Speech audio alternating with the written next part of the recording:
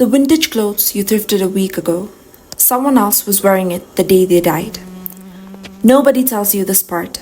Tonight, we're talking about where thrifted clothes actually come from and why it's darker than you think. A huge percentage of donated clothing doesn't come from someone cleaning out their closet.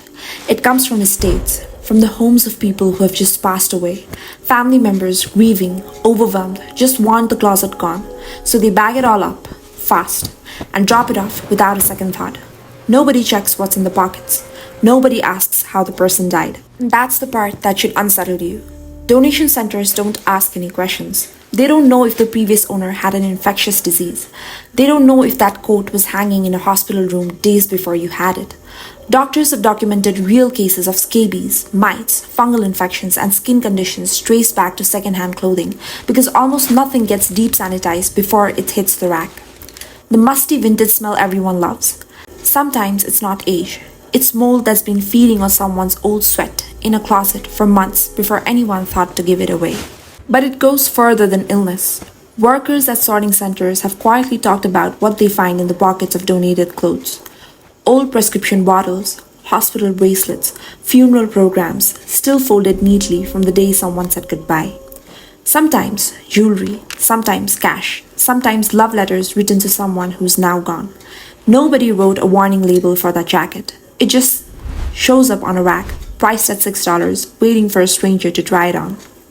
Here's the part that gets stranger.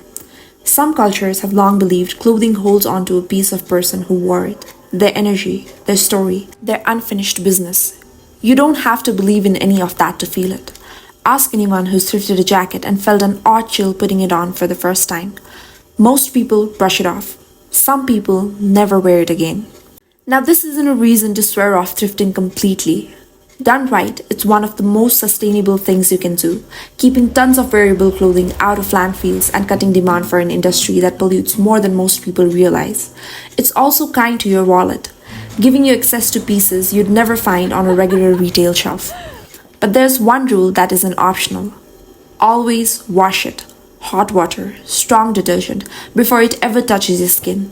Because you don't just want to know the story behind what you're wearing.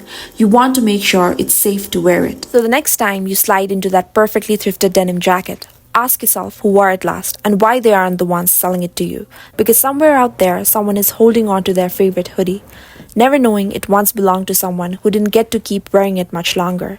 So if you get any random chill while you try these clothes, do not ignore it and walk away. Would this change the way you thrift? Let me know in the comments. Like and subscribe for more. Thank you for watching.